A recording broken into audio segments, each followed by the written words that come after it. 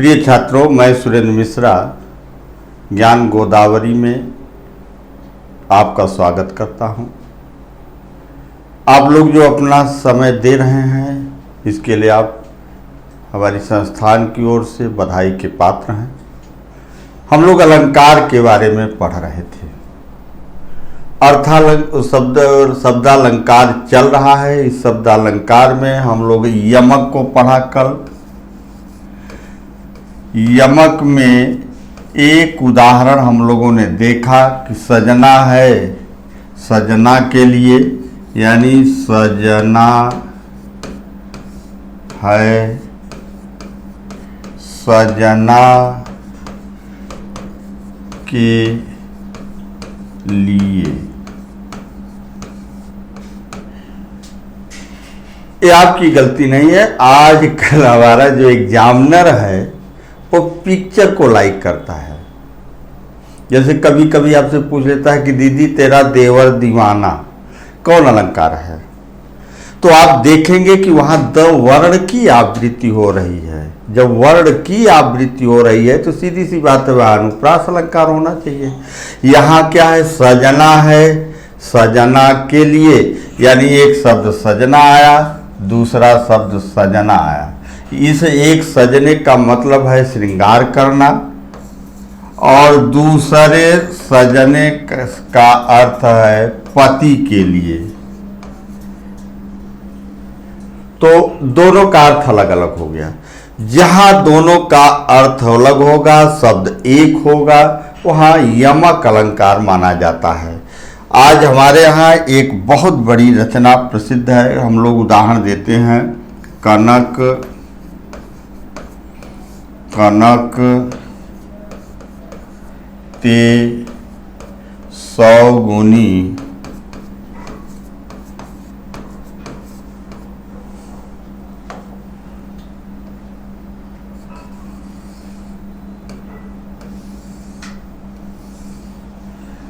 कनक कनक ते सौगुनी मादकता अधिकाय, मादकता अधिकाय।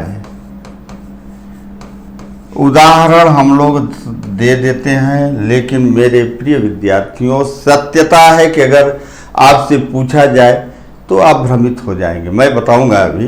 कनक कनक ते सौगुनी मादकता अधिकाय, वा खाए बौराय नर,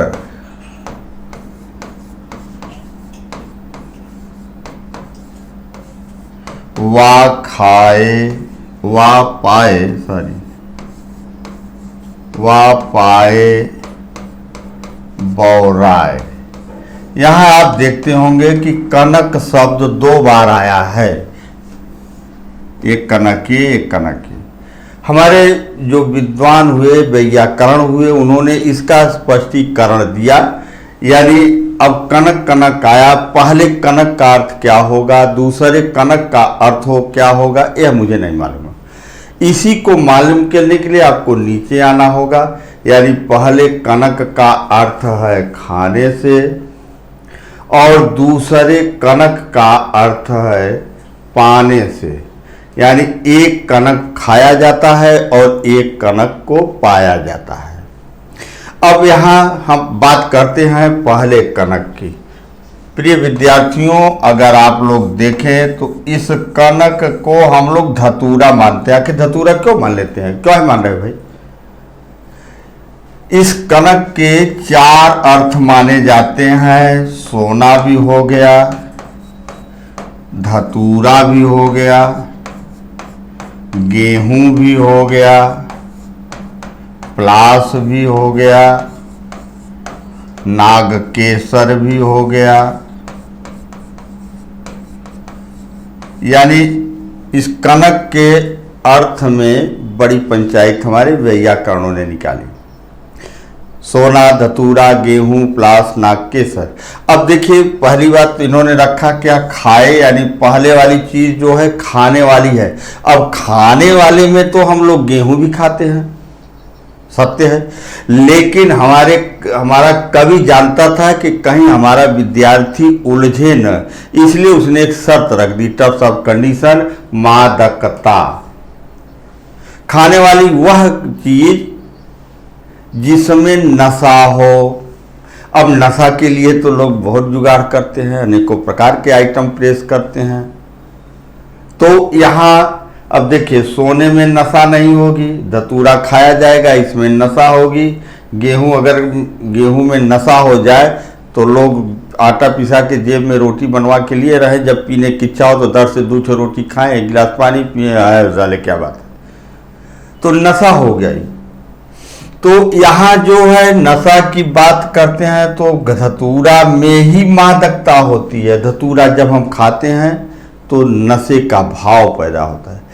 प्रिय छात्रों, यह धतूरा पहले शंकर जी के इलाके में था।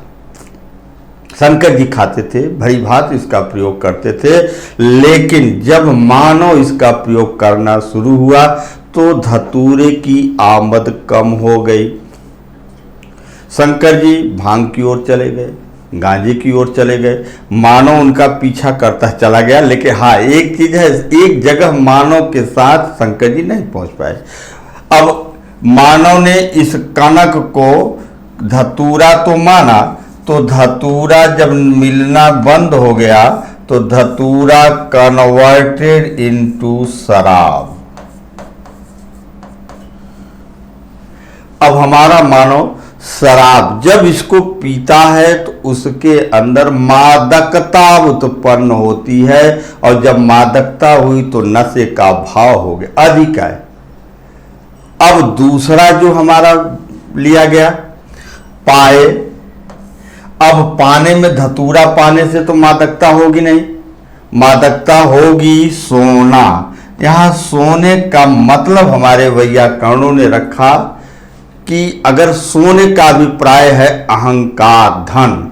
जब मानव को धन मिल जाता है तो उसके अंदर अहंकार की भावना होती है, और जब अहंकार की भावना होती है तो एको अहम द्वितीयो नास्ति, तब मैं ही सब कुछ हूं, दूसरा कोई नहीं।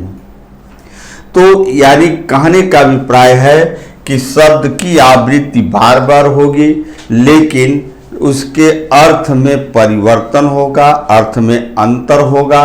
जहां ऐसा भाव पैदा होगा वहां यमक अलंकार की उत्पत्ति होगी।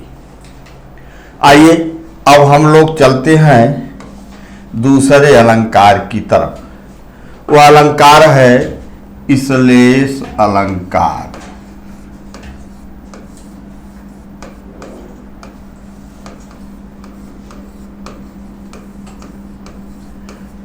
प्रिय छात्रों, अगर मैंने आपको पहले ही दिन बताया था कि हिंदी के जितने भी चैप्टर होंगे, जितने भी नाम होंगे, उस नाम के अंदर जो है उसका अर्थ छिपा होगा। यहां देखिए, बात करते हैं इश्लेष की। इश्लेष माने हुई होता है चिपकना। अब इश्लेष का मतलब है चिपकना, तो चिपकेगा क्या? यानी यहाँ चिपकने का मतलब ये नहीं है कि किसी को चिपक गए तो इश्लेष अलंकार हो गया, नहीं। यहाँ चिपकेगा शब्द में अर्थ। हमारे एक कवि आए, उन्होंने कहा कि एक शब्द में होत जहाँ बहुअर्थन को ज्ञान, इश्लेष कहत हैं ताहि को कविवर मौर सुजान।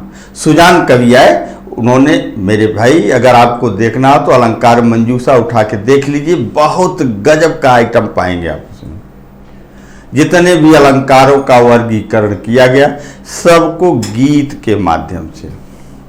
यहाँ भी आप देखेंगे कि एक शब्द में होत जह बहुअर्थन को ज्ञान, यानी शब्द एक होगा, उस शब्द में अनेक अर्थों का ज्ञान होगा। जहां इस तरह का भाव होगा वहां इश्लेष अलंकार होगा, क्योंकि एक अर्थ में चिपका होगा। जैसे हम लोग पढ़ते तो चले आते हैं कि सुवर्ण को खोजत फिरत कवि व्यभिचारी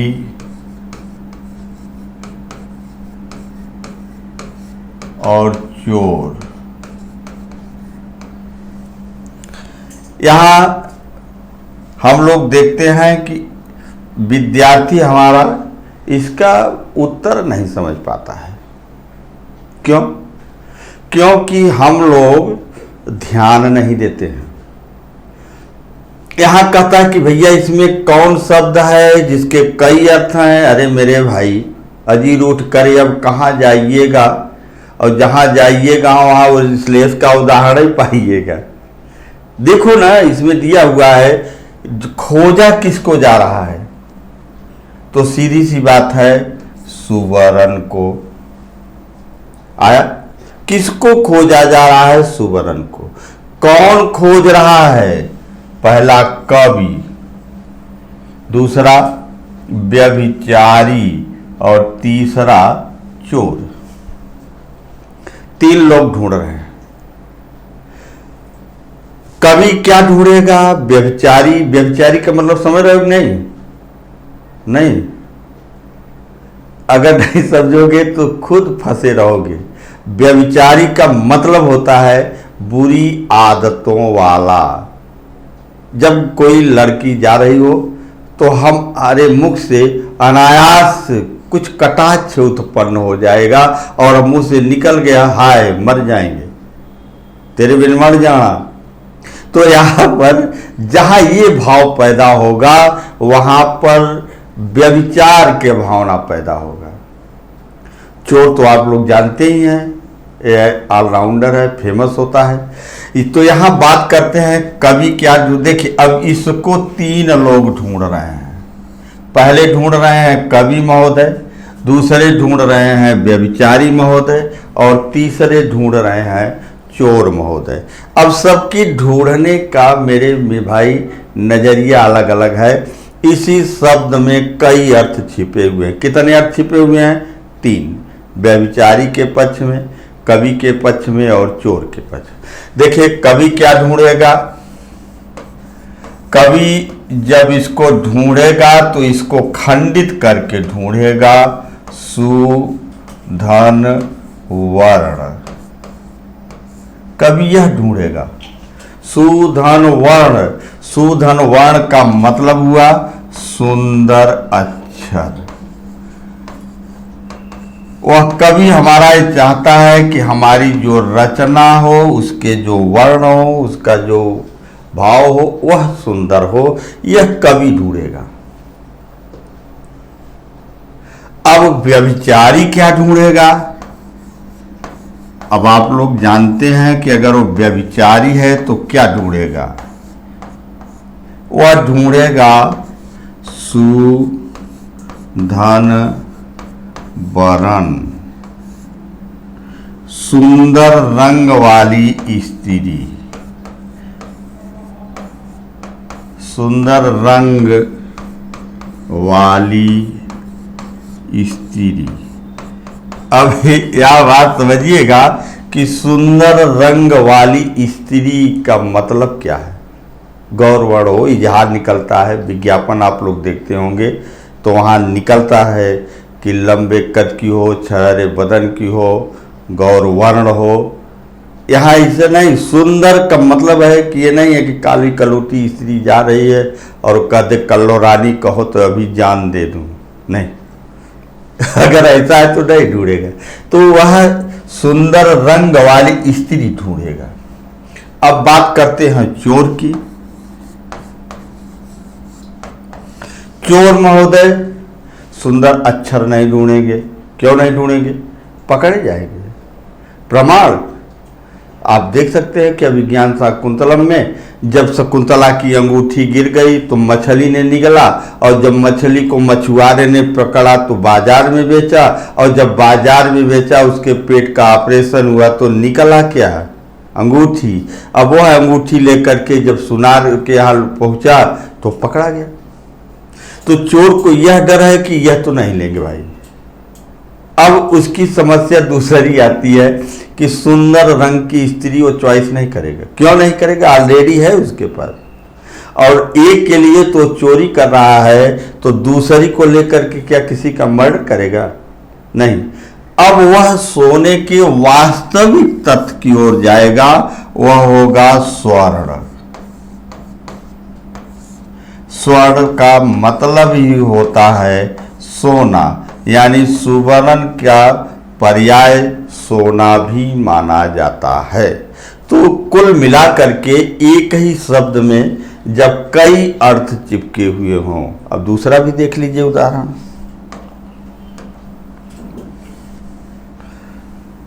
पानी गए न उबरै, मोती मानुष चून। पानी गए न उबरै, मोती मानुष चून। यहां शब्द आया पानी, गए मैंने चला जा रहा है, तो इसको ढूंढ कितने लोग रहे हैं?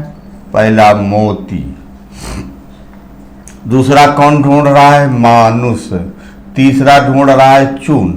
प्रिय छात्रों, एक शब्द में कई अर्थ हो रहे हैं। कितने अर्थ हुए? 3।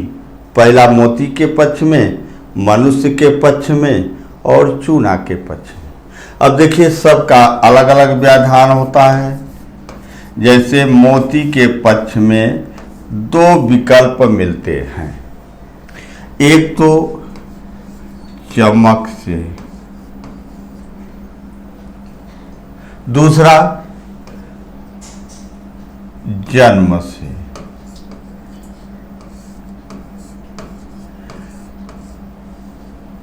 कभी चमक से दिया, अब आप चमक से रटे हुए हैं तो चमक पर उत्तर डालेंगे, चमक नहीं रटे हुए हैं तो जन्म की ओर आप नहीं जाएंगे, और जब जन्म की ओर नहीं जाएंगे तो सीधी सी बात है आप वहां उत्तर डाल देंगे कोई नहीं। क्यों? आपको जानकारी नहीं है। अब देखिए जन्म से क्यों है, अगर आप, अब तो आजकल दूसरी रचनाएं चल रही हैं, लेकिन पहले एक था कि एक बूंद है, बादलों की गोद से वो आगे बढ़ रही है। जब वो आगे की ओर बढ़ती है तो उसे आग का गोला दिखाई देता है। अब बूंद के मन में एक विचार आता है कि अगर मैं इस आग के गोले में गिर गई तो जल करके नष्ट हो जाऊंगी। जो निकलकर बादलों की गोद से एक बूंद थी, अभी आगे बढ़ी, आगे बढ़ती है तो उसे आग का गोला दिखाई दिया। उसके मन में विचार आया कि जल करके नष्ट हो जाऊं। वह बूंद आगे चलती है तो उसे धूल दिखाई देती है। तो बूंद के मन में विचार आया कि अगर इस धूल में गिर पड़ी तो नष्ट हो जाऊंगी। उस काल हवा का एक ऐसा झोंका आया, अनमनी न चाहते हुए भी वह समुंदर ओर आई। अनमनी का मतलब है कि बिना इच्छा के, तो वह समुद्र की ओर बिना इच्छा के, उसकी इच्छा नहीं थी लेकिन आई। और जब यहां पहुंचती है तो देखती क्या है? सीप का मुंह था खुला। सीप का मुंह था खुला, जा गिरी। इसमें बूंद गिरती है, क्या गिरी? बनती क्या है? मोती।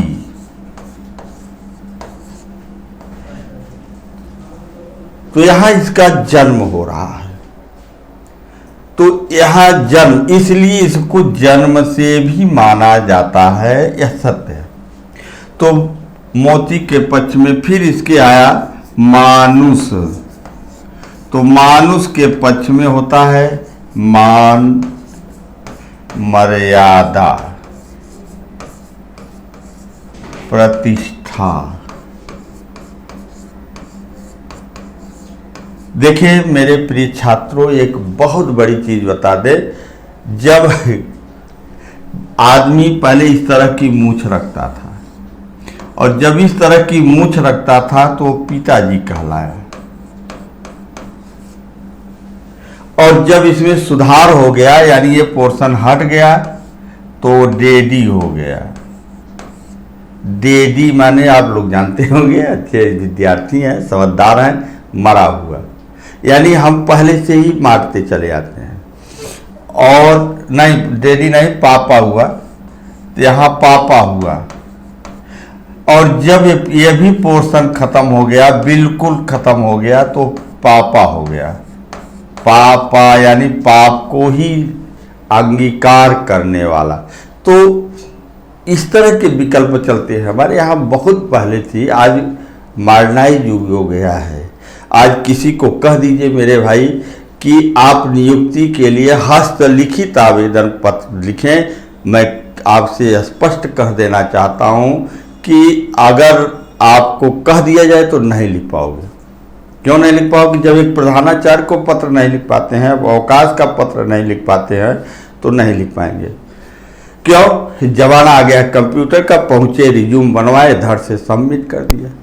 आवेदन में लिखा है कि हस्तलिखित, अब आपका आवेदन का लेटर नहीं आ रहा है तो आप दौड़ रहे हैं कि भैया मेरा नहीं है। अरे भैया पहले आप पढ़िए कि लिखा क्या है। हस्तलिखित माने आपको हाथ से लिख करके देना चाहिए, आपने ऐसा नहीं किया। छोटी छोटी चीज़ों को मेरे मित्र अगर ध्यान नहीं देंगे तब मामला फंसता जाएगा। दुनिया की कोई भी हस्ती आ जाए, चाहे जितना पढ़ा दे, लेकिन आप फंसे रहेंगे। तो एक बात और है, चून के पक्ष में मृत्यु से माना गया कि जब चूना सूख जाता है तो हम लोग कहते हैं चूना मर गया। शेष अलंकारों की चर्चा हम लोग अगली बार करेंगे। और अगर आप पिक्चर की गीत सुने होंगे तो उसमें लिखा है, खुद पियो और पिला दो जरा साकियाँ, जिसमें रंगत समा के बदलते रहे। आप खुद देखो, दूसरे को प्रेरित करो। का वर्षा जब कृषि सुखानी, समय चूक पुरी का पछतानी। अगर समय चूक गया मेरे भाई, पूरा मामला गड़बड़ हो जाएगा। इसलिए कि फैशन के दौर में गारंटी की इच्छा मत करो। वैकेंसी आपकी आ रही है, समय नहीं देगा। 2 महीने में आप कितनी तैयारी कर सकते हैं भगवान ही जाने। ये तो ज्ञान गोदावरी ने एक विकल्प उठाया है, वीणा उठाया है, सर्वे भवन्तु सुखिनः। लेकिन हमारा उद्देश्य है कि हम सभी को शिक्षित करें, ज्ञान दें और कोई असफल न हो। इसी के साथ मैं आपको धन्यवाद देता हूँ। जय हिंद।